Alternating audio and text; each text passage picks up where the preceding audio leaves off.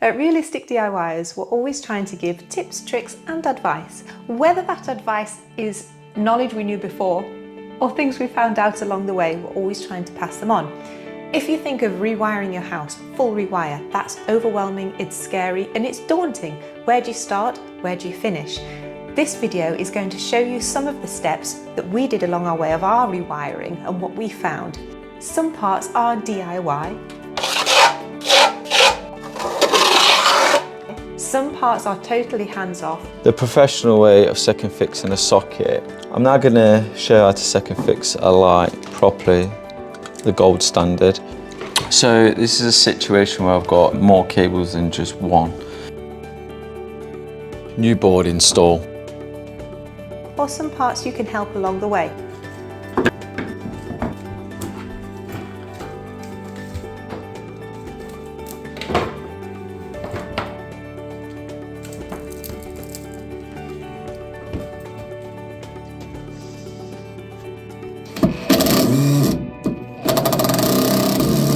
The photos that you see on the screen now are going to show you that this project, this particular job, is very chaotic. It does get a little bit destructive and completely disruptive. The advice is, if you are going to do it straight away.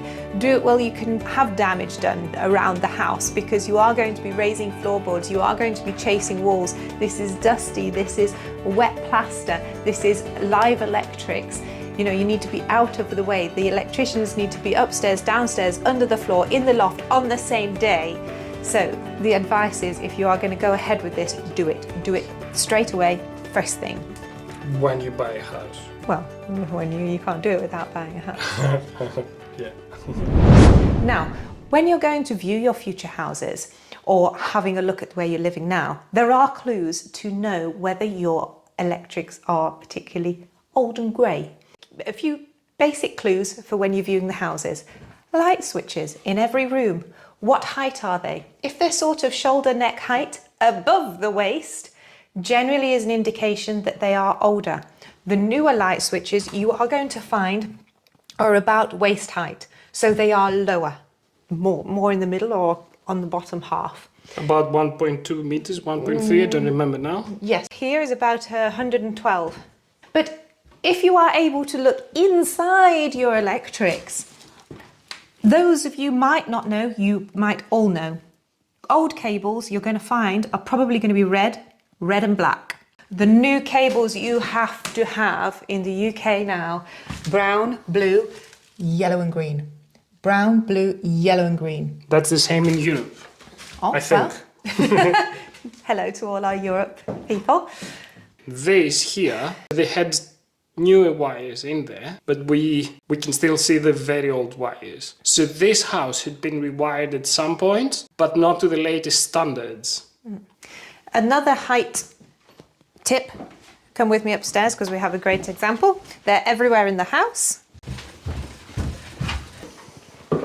So again, it's the height that is the clue. Sockets. Now the older sockets, you can see where this one was, older sockets are much closer to the ground. The newer sockets are up there. Aren't these something like 45? I don't remember. And with the sockets, they're in every room, but how many in every room? Are they on every wall? Now really, for future-proofing your house and the resale of your house, you are looking to have 4 sockets in the room, 1 on every wall. So it's not only the height of the sockets, it's the quantity of the sockets. You can never have too many sockets with all the devices these days, but then I suppose most devices are becoming wireless as well. They're not even plugged in anywhere. Well, I did say wireless. Saying that, we've actually done some future-proofing in our house with the, I don't know how to say it, Ethernet cables. We've fed them into multiple rooms rather than just one. Normally there's one, there's 2. We've put them in anywhere where we're going to be using the office space. So we've not only have we changed these sockets to have the USB chargers as well, we've brought the Ethernet right to where the computer desk is going to be. We've done that because we both work from home. We've done that in 2 locations. I would like to raise your attention up there. Now, what is that? That is the old placement of the lamp. I don't know about you, but we like things centered. So why in every bedroom, excuse the mess of this room, is it by the window? Was. Why in every bedroom is it by the window and not in the middle of the room, how they are now? That is another clue to the age of the house. Now, comment below if you know why they're not in the middle of the room and they're randomly by the window of all places. Stick around to the end of the video and we might enlighten you with why. Can I mention something here, Kat? For all our viewers, do you notice that the door is opening to the wrong side? Close the door, Kat, please. Yeah, but this is not about electrics. I know. Open the door and you see the wall first. Why? Yoda, come down with me. So if you have already started the renovation on your house and are uncovering whether your electrics are new or old, because you can't do this until you own the house, a telltale sign is, now our electrician have already removed the old cables. You can see where they were. You can see that groove.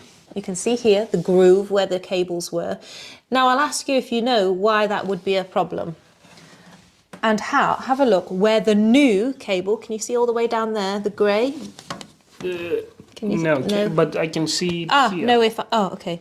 Now, can you see the grey cable? That is the new electrics. Can you see the safety that distance buys you if you're going to screw, if you're going to nail? Imagine, you just, look at that. That's going right into where the live cables were. Metal. By the way, the white ones were there already because these are for the alarm of the house. So they were there already and we cannot move them. We need to remove them all the way back and forth again. But not only a tip to look out for, but a tip to make sure you action. All right, put your new electrics in far away from anywhere where you're going to put. And of course, because you see all these things, these are going to be removed. We're midway there, so we'll do that as well. Midway? I don't think we'll ever be midway. The other clues are the distribution board. Where is it? Where is it in the house and how high is it? So we've moved it from inside the house, down on the floor, to by the entrance and higher up. All these clues are telling you the age of your electrics. Whilst you have your electricians, you must bring attention to your own safety and living there for the longevity. Now, something that we have installed, and they don't look quite right because they are still being installed, are our fire alarms. And in the kitchen, you have a heat alarm and a carbon monoxide alarm. But what's the difference here? The difference of the age of the standards and the regulations is that now you need more fire alarms in more rooms. There's a minimum. They need to be placed in a certain location on the ceiling that is sort of 30 centimeters away, 30 centimeters clear all around, but they need to be hardwired. Did you know that? We found that out from our electricians. So whilst you're doing this, think about those as well, because also it's another job that's messy and you want to do whilst you're in this state. This is where it used to be and this is where the new one is now. Nice and centered. Oh, so actually, we still have the old one. We've got another one here. This is the old one and it's not hardwired, and this is the new one and it is hardwired. And another one and here is again, this is the shiny and new. This is the carbon monoxide and heat detector, but it's still with the dust cover. So it's been quite dramatic, the work we've done around our house. It's been very dirty and dusty, but if we did not chase into the walls and fill with plaster and cover up, what is the other option? Trunkings, look, sticking out, plastic. Some people might prefer them, but for us, that's not our choice, nor is it our choice for when you come to sell the house. We stress again, for those who love DIY, make sure you know your part in this. Don't try and do too much. Do call and bring the electricians in. But as always, the parts that you've seen along this video, just always remember, if we can do it, you can do it. Just choose the right bits this time. So why are the lamps right by the window when the whole room is there? It is so in the olden days, before they actually had blackout windows and blinds. Talking about that, they had blackout when the war was on. Anyway, blackout windows and blinds, and you had to change your clothes. You needed privacy, so you wouldn't be silhouetted. It wouldn't be shining through. So it would protect your privacy. So whatever you did in the room, because the light was a barrier between you and the outside world, you had your privacy. Particularly British, we love our privacy as well.